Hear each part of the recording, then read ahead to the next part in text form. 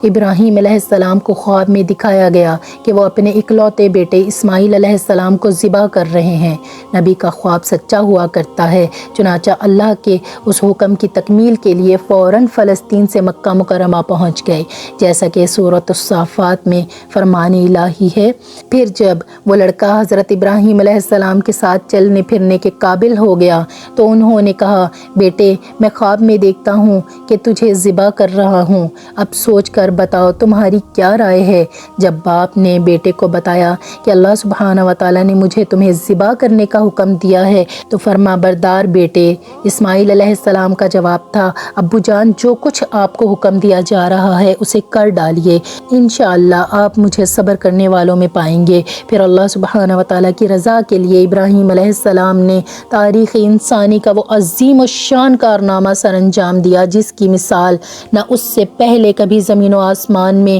ملتی ہے اور نہ اس کے بعد ملے گی۔ اپنے دل کے ٹکڑے کو منہ کے بل زمین پر لٹا دیا، چھری تیز کی، آنکھوں پر پٹی باندھی اور اس وقت تک پوری طاقت سے چھری اپنے بیٹے کے گلے پر چلاتے رہے جب تک کہ اللہ تعالیٰ کی طرف سے یہ صدا نہ آ گئی، اے ابراہیم تو نے خواب سچ کر دکھایا، ہم نیک لوگوں کو ایسا ہی بدلہ دیتے ہیں۔ اور حضرت اسماعیل علیہ السلام کی جگہ جنت سے ایک مینڈھا بھیج دیا گیا جسے ابراہیم علیہ السلام نے ذبح کر دیا۔ اس واقعے کے بعد سے اللہ کی رضا کے لیے جانوروں کی قربانی کرنا خاص عبادت میں شمار ہو گیا، اور حضور اکرم صلی اللہ علیہ وآلہ وسلم کی امت کے لیے بھی ہر سال قربانی نہ صرف شروع کر دی گئی بلکہ اس کو اسلامی شعار بنا دیا گیا، اور ابراہیم کی اتباع میں اور حضور اکرم صلی اللہ علیہ وآلہ وسلم کے طریقے پر جانوروں کی قربانی کا یہ سلسلہ قیامت تک جاری رہے گا۔ اس عظیم کام میں کامیابی کے بعد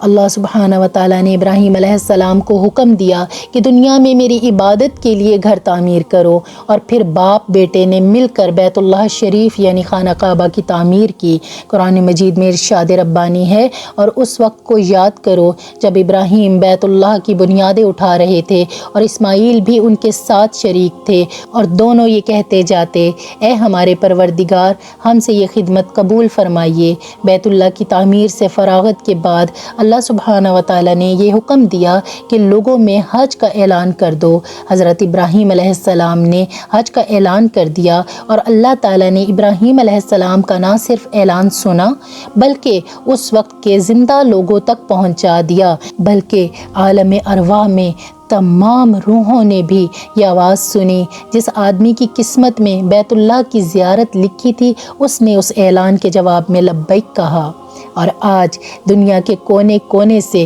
لاکھوں عازمین حج کا ترانہ یعنی لبیک پڑھتے ہوئے مکہ مکرمہ پہنچ کر حضور اکرم صلی اللہ علیہ وآلہ وسلم کے بتائے ہوئے طریقے پر حج کی ادائیگی کر کے اپنا تعلق حضرت ابراہیم علیہ السلام اور اسماعیل علیہ السلام کی عظیم قربانیوں کے ساتھ جوڑتے ہیں۔ حج اس لحاظ سے بڑی نمایاں عبادت ہے کہ یہ بیک وقت روحانی، مالی اور بدنی تینوں پہلوؤں پر مشتمل ہے۔ یہ خصوصیت کسی اور دوسری عبادت کو حاصل نہیں ہے۔ اللہ سبحانہ و تعالی ہم تمام مسلمانوں کو حج کی سعادت نصیب فرمائے، آمین یا رب العالمین۔